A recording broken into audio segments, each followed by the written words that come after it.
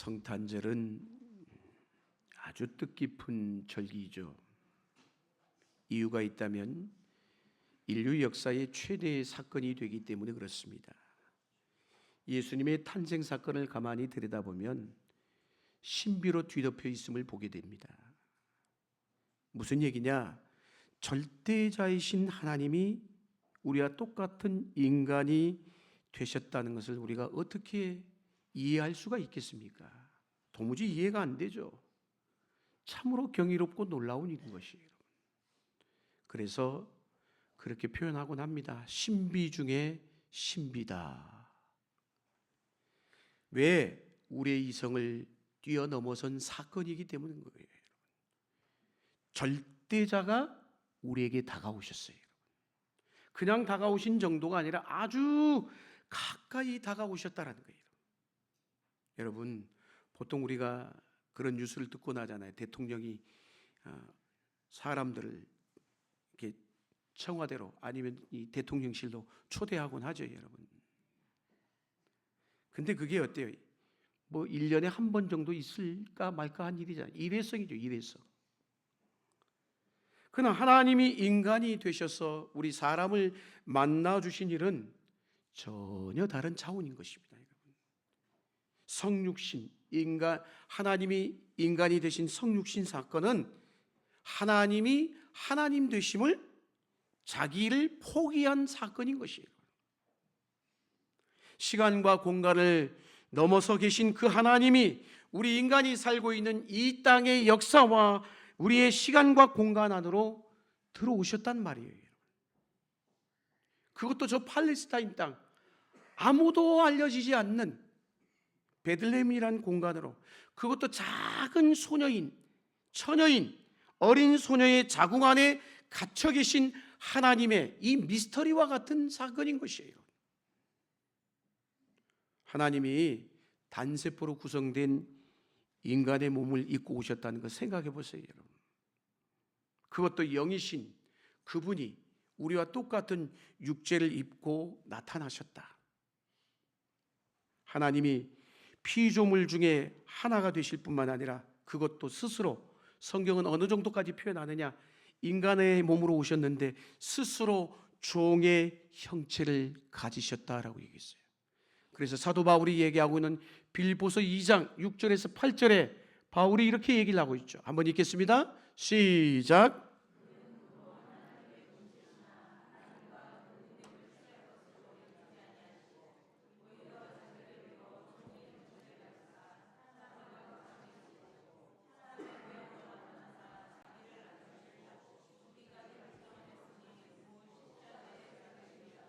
아멘.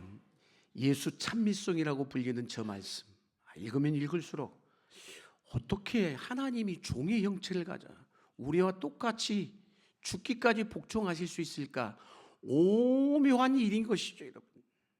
자, 그런데 오늘 이 본문을 보면 천사 가브리엘이 오늘 마리아에게 놀라운 소식을 알려주죠.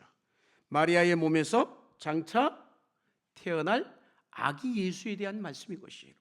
본문 31절 말씀 같이 한번 읽겠습니다. 시작.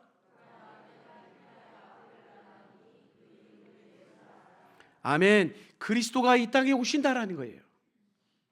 굿뉴스인 것이죠. 굿뉴스인지 모르지만 마리아에게는 굿뉴스일까요? 충격적인 소식입니다. 아주 경악한, 놀랄만한 일인 거예요. 본문 그래서 34절에 마리아가 어떻게 반응합니까? 마리아의 반응을 보겠습니다. 34절 말씀, 마리아가 천사에게 말하되 나는 남자를 알지 못하니 어찌 이 일이 있으리까? 아멘. 남자를 몰라요. 아직 결혼한 게 아니에요. 가정을 이룬 게 아니에요. 우리나라식으로 말하면 정혼이라고 표현했지만 약혼이죠. 그런데 자신과 상관없이 지금 자기의 몸에 아이가 태어날 것이다? 아이를 가진다? 마리아에게 말이 되겠어요? 도저히 당시로서는 용납할 수 없는 일인 거예요, 여러분. 무엇보다 처녀가 아이를 낳는다는 것은 상식적인 이야기가 아니잖아요. 비과학적이잖아요, 여러분. 여러분, 이걸 누가 믿을 수 있겠습니까? 천연대 어떻게 아이를 가질 수 있겠어요, 여러분? 그렇다고 여러분, 신앙은 상식을 무시하느냐? 결코 그렇지 않습니다. 그러나 신앙은 상식을 무시하지는 않지만 상식을 넘어선다라는 것이에요. 교회를 다니면서도 고작 그냥 세상에 돌아가는 이치에 맞게 상식에만 갇혀 있는 사람이 있어. 근데 그런 사람은 죄송하지만 하나님을 만나질 못합니다. 상식에만 갇혀 있으면. 여러분, 동정녀 탄생이 비과학적이지 않습니까? 근데 비과학적이라고 얘기하지만 비과학적인 것이 아니라 정확하게 표현하면 뭐냐? 초과학적인 것이에요. 과학을 뛰어넘어선 사건이라는 것이에요. 여러분, 신앙은 이처럼 과학을 초월합니다. 우리의 사고와 우리의 이성과 경험만으로는 하나님에게 도달할 수 없습니다. 여러분, 인간이 가진 지능을 우리 지성을, 우리 인간이 가진 지능을 얼마나 똑똑하고 얼마나 탁월합니까?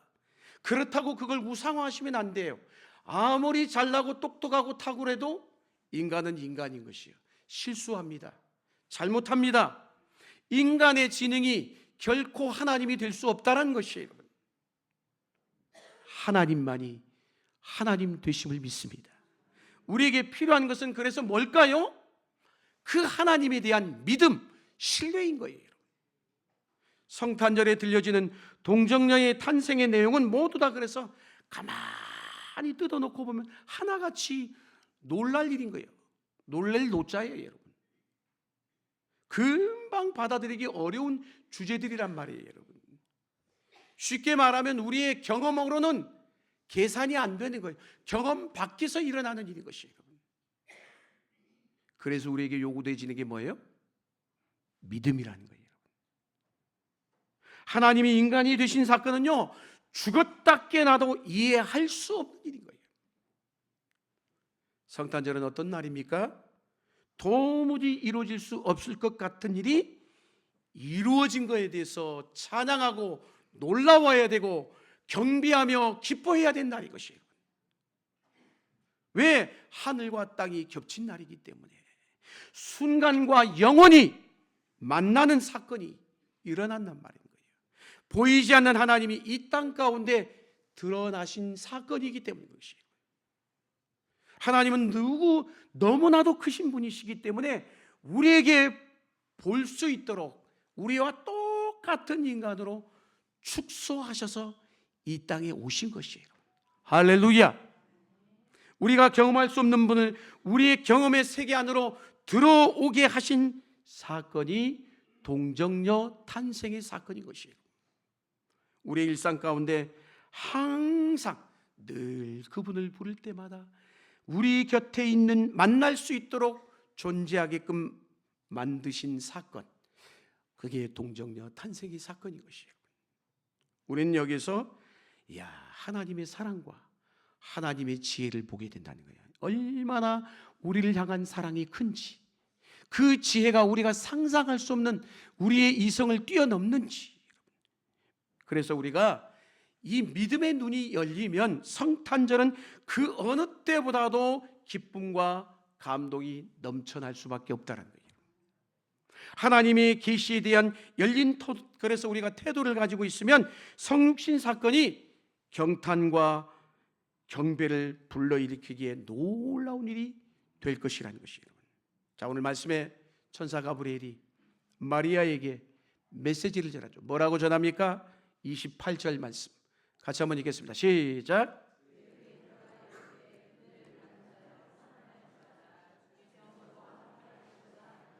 아멘. 30절에 또 뭐라고 합니까? 30절 말씀 읽겠습니다. 시작.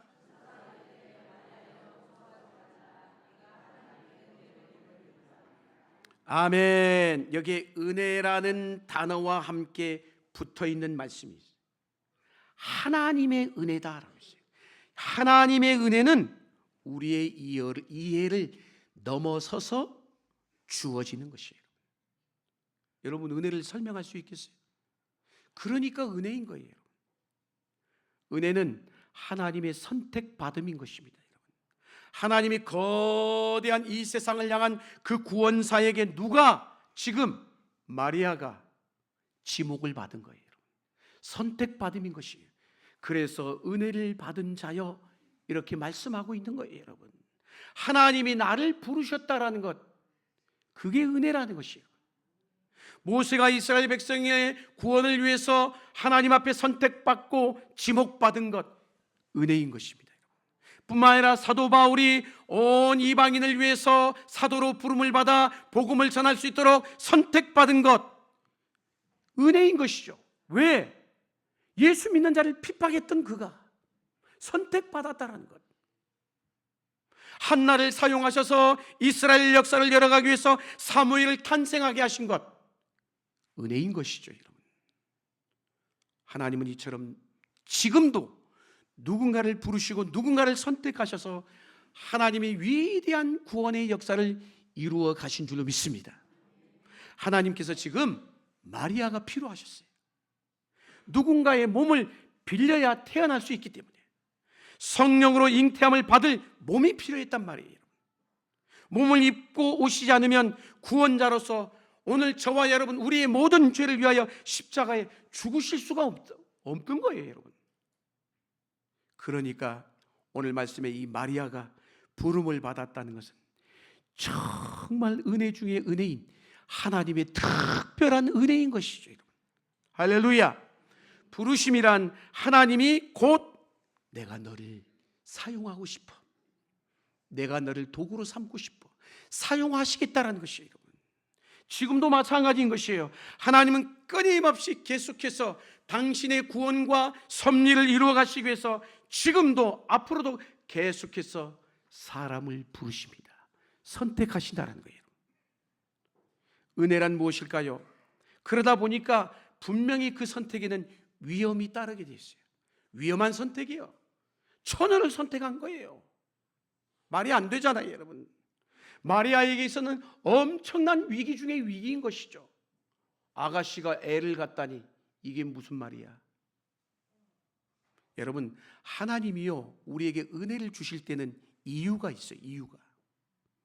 그래서 은혜를 받아들이는 그 일 속에는 항상 무엇이 주어지느냐?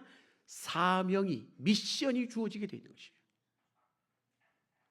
마리아에게는 너무나도 큰 사명, 미션이 주어진 거예요. 인류를 구원할 아기 예수의 탄생에 자기 몸을 빌려서 태어나는 것, 이 사명이 주어진 거예요. 인류의 구원자를 품어내는 일, 가당키나 하겠습니까, 여러분? 그것도 그 어린 소녀가, 처녀가 이 일을 받아들이기에는 너무나도 엄청난 일인 것이에요. 그럼에도 불구하고 오늘 말씀이 어떻게 하고 있어요? 마리아가, 하나님은 그 일을 통하여 당신의 뜻을 이루어 가신다는 것이에요. 자, 이 천사의 메시지 앞에 마리아가 어떻게 반응하고 있죠? 마리아의 반응을 볼까요? 29절 말씀 같이 한번 읽겠습니다. 29절 시작.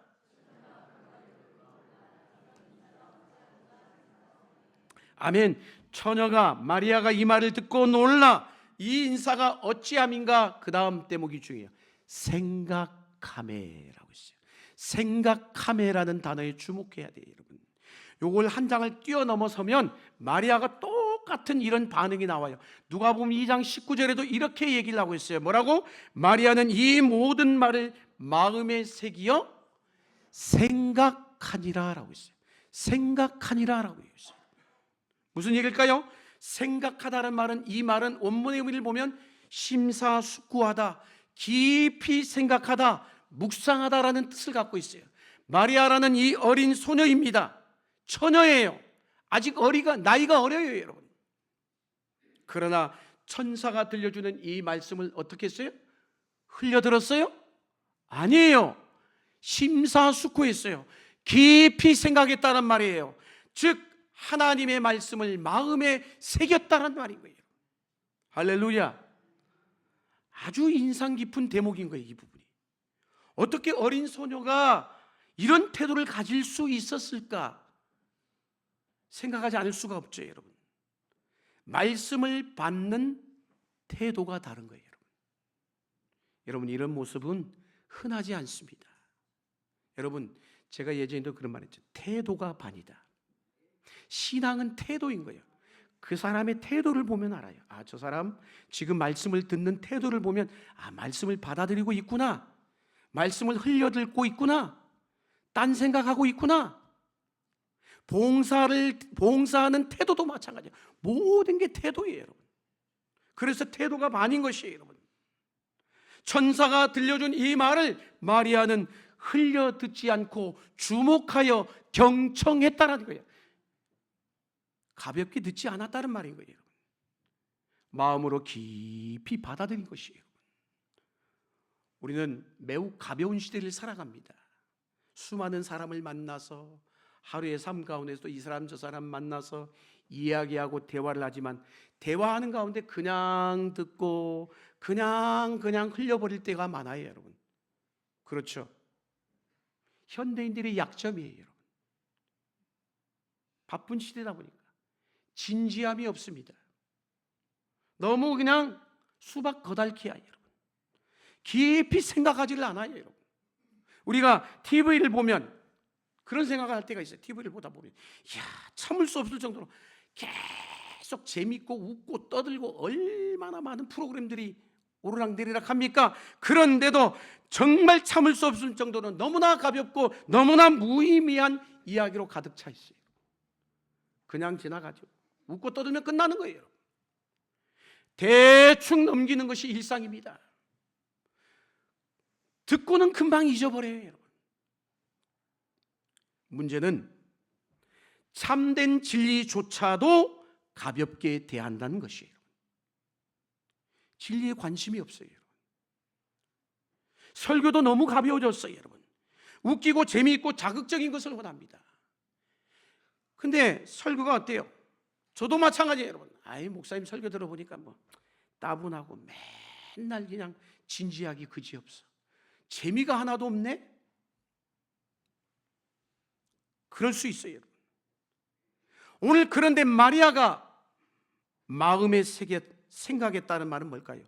그 말씀을 깊이 묵상했다는 뜻인 것이에요. 할렐루야. 하나님의 말씀을 귀로 들은 게 아니에요. 가슴으로 담아낸 것이에요. 전 여러분들이 하나님의 말씀을 가슴으로 담아낼 수 있기를 주의 이름으로 축복합니다. 그 말은 말씀을 품었다는 거예요. 예수를 잉태하기 전에 마리아는 먼저 말씀을 잉태한 거예요. 그녀의 가슴 깊이 하나님의 말씀이 꽉 박힌 거예요. 하나님의 말씀이 임하는 일은 매우 중요한 것이에요.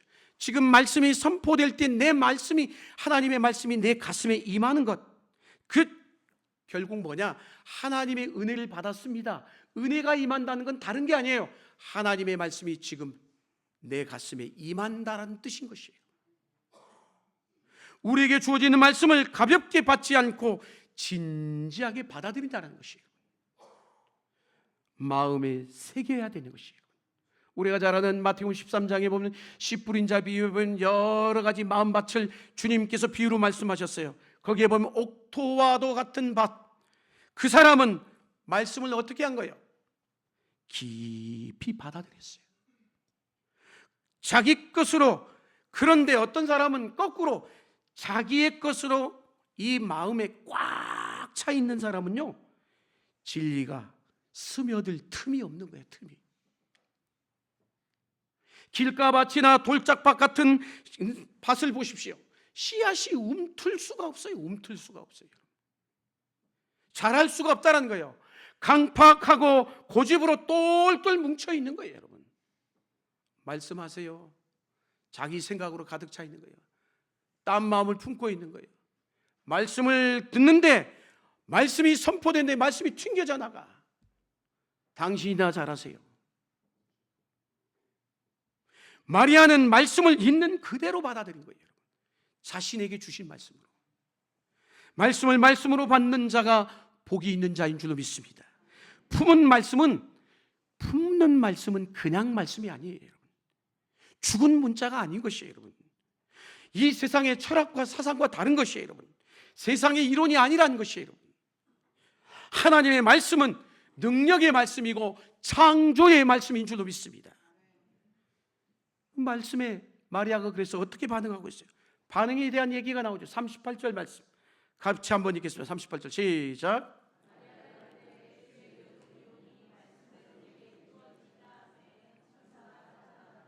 아멘. 놀라운 반응이에요. 마리아가 이르되 주의 여종이오니, 자신을 어떻게 부르고 있어요? 주의 여종이다. 자신을 낮추고 있는 거예요. 이게 말씀을 듣는 자의 태도인 것이죠. 겸손하다는 거예요. 하나님의 말씀에 대한 마땅한 태도인 것이에요. 주의 여종이오니 말씀대로 내게 이루어지이다. 놀라운 신앙의 고백인 것이에요. 겸손과 순종의 모습인 것이죠, 여러분. 마리아는 그래서 자신의 모든 것을 내어놓습니다. 그래서 말씀이 자신 안에서 이루어지기를 바라지죠. 진정한 여러분 경청은 뭐냐?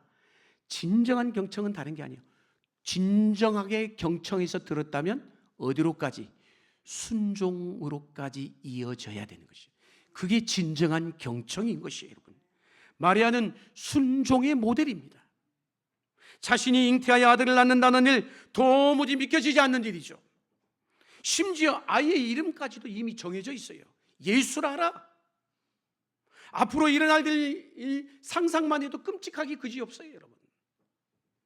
생명의 위협은 말할 것도 없죠. 돌 맞을 일이요. 어떻게 처녀가 아이를 잉태해요, 여러분. 그녀와 그녀의 가정, 그리고 그와 정혼한 요셉 두 모든 가정에 감당해내기 어려운 일이에요, 여러분.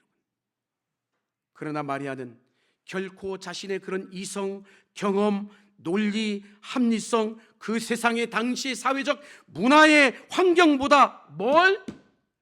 하나님의 말씀을 믿은 것이에요.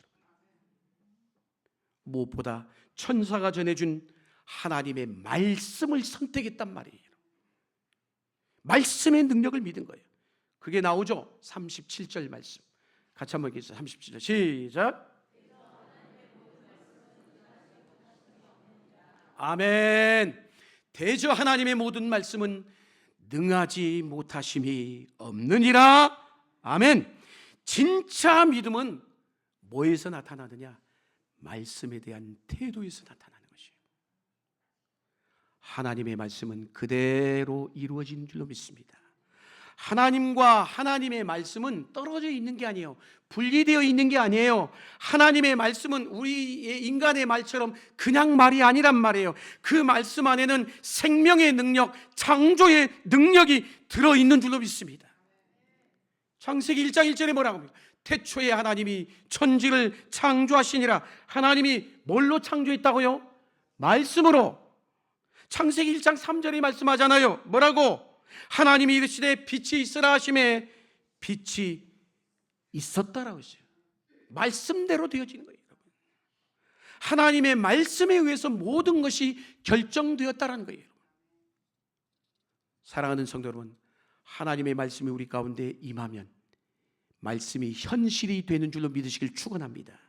신앙의 의미는 말씀을 현실 속에서 구체적으로 경험하는 거예요.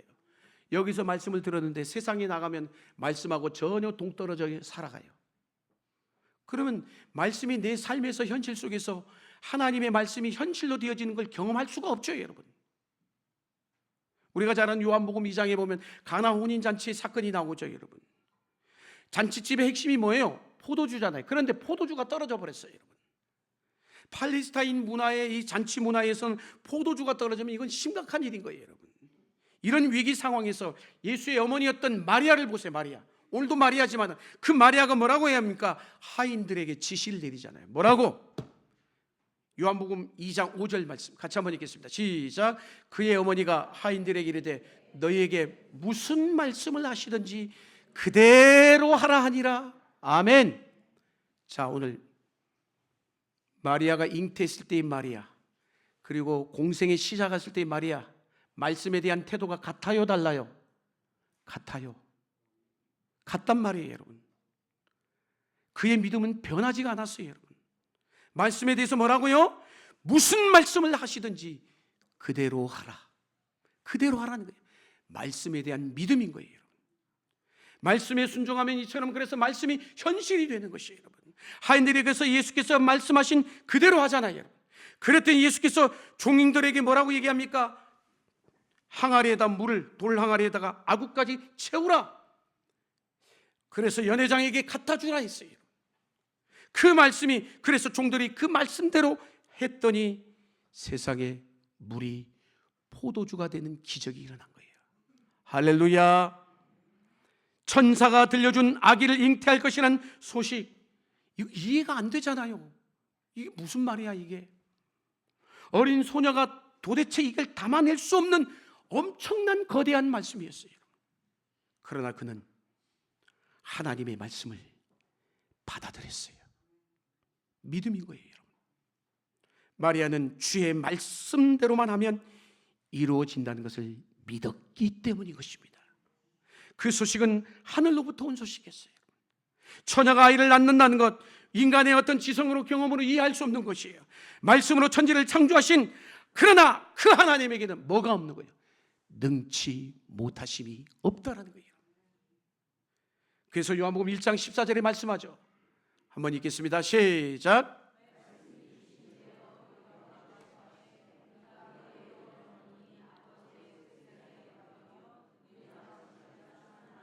아멘. 말씀이 육신이 되어 우리 가운데 거하심에 우리가 그의 영광을 보니 아버지의 독생자의 영광이요 은혜와 진리가 충만하더라. 충격적인 말씀이죠. 쉽게 이해하기 어려워요. 저 말을 우리 팔레스타인 문화의 이야기로 상황으로 표현하자면 뭐냐? 하나님이 인간의 몸을 입고 오셔서 이 땅에 뭘? 천막을 치셔서 거기에 거하신 거예요. 천막을 쳐놓고 마침내 말씀이 육신이 되어 우리 가운데 거하셨어요. 예수님께서 이 세상의 역사의 실존 인물로 나타나셨다는 말인 거예요. 사람의 모양으로. 처음에는 말씀으로만 임하셨어요. 그런데 마리아는 이 말씀을 마음에 깊이 새겼어요. 그리고 그 말씀대로 이루어지기를 바랐어요. 그런데 마침내 그 말씀이 구체적으로 이루어졌어요. 구약의 선지자들이 그토록 예언했던 주인공으로 오셨어요. 성령으로 잉태되심으로 죄 없으신 예수님께서 죄인들을 위한 희생의 제물로 오셨단 말이에요.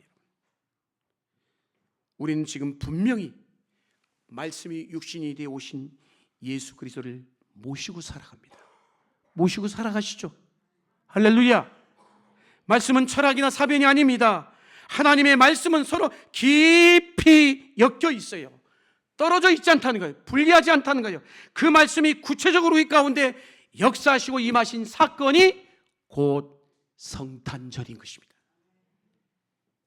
태초에 말씀이 계시니라. 이 말씀이 하나님과 함께 계셨으니 이 말씀은 곧 누구라? 하나님이시다라고 얘기했어요. 마리아를 통해 기독교 신앙의 핵심을 알려주고 있습니다. 여러분, 천지 창조 때 보면 말씀으로 창조되기 이전의 세상이 어떤 세상이었어요? 혼돈과 공허의 세상이었어요. 그런데 말씀이 임하니 빛이 임했습니다. 그 빛이 혼돈과 공허를 몰아냈습니다. 빛은 말씀입니다. 말씀은 생명입니다. 말씀이 없으면 생명력이 없어요. 지금도 하나님은 말씀하십니다. 그리고 그 말씀을 받아들이는 사람을 통해 하나님은 일하신다는 것이에요. 누구를 통해? 말씀을 받아들인 사람을 통해. 하나님의 말씀을 들을 때마다 아멘으로 받을 수 있기를 축복합니다. 그 말씀이 내 안에서 임신되어져야 돼. 임신되어져야 되는 것이에요.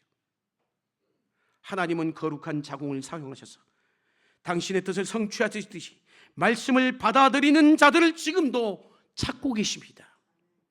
마리아의 입장을 생각해 보면 상상조차 감히 하기가 어려워요. 천지를 뒤흔드는 일이잖아요, 여러분. 어찌 처녀의 몸에서 이런 일이. 그런데 오늘 보세요. 마리아가 얼마나 차분한지.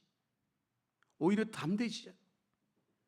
도대체 이 힘이 어디서부터 왔을까요? 다른 게 아니에요. 말씀에 대한 확신인 거예요. 이미 성령의 능력이 그녀를 사로잡았기 때문인 것이에요, 여러분. 그래서 오늘 본문 45절 말씀 같이 한번 읽겠습니다. 시작.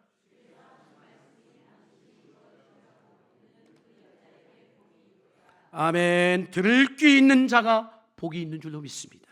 하나님의 말씀으로 받는 자가 복이 있다는 거예요. 말씀이 이루어질 것이라고 믿는 것, 그게 복인 것이에요. 마리아는 믿음의 여인입니다. 하나님이 마리아에게 믿음을 불어 넣어 주셨어요. 여러분, 하나님 마리아에게 복을 주신 것이죠. 여러분, 평범한 유대 소녀를 통해서 하나님의 뜻을 이루어 가신 것입니다. 하나님은 낮은 자를, 겸손한 자를 찾아오십니다. 오늘 본문 1장 46절에 48절 말씀 다시 한번 읽겠습니다. 시작.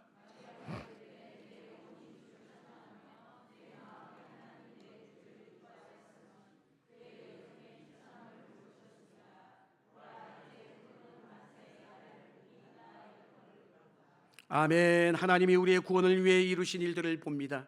한 소녀인 마리아를 통해서 그 구원의 사건을 이루어 가시죠. 하나님은 불가능한 일을 가능케 하시는 분이신 줄로 믿습니다. 아이를 도무지 낳을 수 없는 처녀의 몸에서 예수를 낳게 하셨다는 거예요. 여러분, 세상적인 시각으로는 불가능하죠. 여러분, 그러나 하나님은 가능하십니다. 하나님은 모든 것의 원인이 되시고 근거가 되신다는 것이에요. 하나님은 시작하시고 시작으로 끝나는 것이 아니라, 일을 멈춘 게 아니라 완성하시는 분이에요. 그래서 성경은 하나님을 이렇게 표현해요. 처음과 나중이라고, 알파와 오메가가 되신다라고 말씀하십니다. 무에서 유를 만들어내시는 분이신 것이에요. 여러분, 사랑하는 여러분, 우리는 죄인이에요. 여러분, 죄인인 우리가 우리를 구원할 가능성이 있을까요? 0.00001%도 없어요. 여러분, 우리 편에서 보면 소망이 없단 말이에요. 우리는 하나님은 복과 구원을 받을 자격이 없는 저와 그런 우리를 구원해내신 분이십니다. 동정녀 탄생 사건을 통해 우리에게 주시는 메시지가 뭘까요? 불가능을 가능케 하심으로 우리는 구원의 길로 이끄시고자 하시는 하나님의 열심, 하나님의 지혜, 하나님의 사랑을 봐야 되는 것이에요. 우리가 하나님께로 갈 수 없잖아요. 하나님이 오셔야만이 우리가 하나님을 만날 수 있단 말이에요. 하나님이 우리에게 오시지 않으면 그 순간 우리는 그냥 끝이에요. 끝. 사랑하는 여러분, 세상은 답이 없습니다. 예수 그리스도가 아니면 이 세상에 소망이 없다는 거예요. 인간은 우리 스스로의 문제를 풀어낼 능력이 없어요. 여러분, 스스로의 죄의 문제를 해결할 길이 없어요. 여러분, 죄로부터 얻을 길은 우리 인간에게는 아무것도 없어요. 오직 그래서 구원자가 필요합니다. 하나님이 풀어주셔야 우리가 자유를 누릴 수 있습니다. 그 구원이 어디서부터 올까요? 하나님으로부터 오는 것이에요. 그렇기 때문에 하나님은 동정녀의 몸에서 태어나는 그렇게 불편하고 그렇게 위험한 일을 감행하신 것이에요. 이게 하나님의 열심이요, 하나님의 사랑이요, 하나님의 지혜인 것이에요. 여러분, 그리스도를 모시고 살면 우리 안에 영혼이 시작되고 빛이 임하고 생명의 충만함을 경험하며 살아갈 수 있게 되었다는 것이에요. 참 빛으로 오신 예수 그리스도, 참 생명이신 그리스도, 참 진리 되신 그리스도를 우리가 만나게 된 것이에요. 이제 내가 사는 것이 아니라 나를 위하여 십자가에 죽으신 하나님의 아들을 믿는 믿음 안에서 사는 인생을 살게 하신 것입니다. 너무나도 존귀하신 하나님이 구차하고 복잡한 그 과정을 통과하시면서 오늘 저와 여러분을 찾아오신 것이에요. 그분을 깊이 만나십시오. 성탄절에 우리가 해야 될 일이 무엇입니까? 하나님은 하나님이십니다. 우리의 구원자이십니다. 이렇게 고백하실 수 있기를 축복합니다. 하나님은 구원을 이루어내신 분이십니다. 당신의 구원 사역은 실패가 없음을 보여주는 사건이 다름 아니라 동정녀 탄생의 사건인 것이에요. 동정녀 탄생 사건은 하나님의 사랑, 하나님의 지혜, 하나님의 능력인 줄로 믿습니다. 그 하나님이 지금 그리고 여기 우리와 함께 하십니다. 이 땅에 오신 예수에 대한 경배와 찬양이 높이 올려지는 은혜가 이 성탄절에 있게 되기를 주의 이름으로 간절히 축원합니다. 기도하시겠습니다.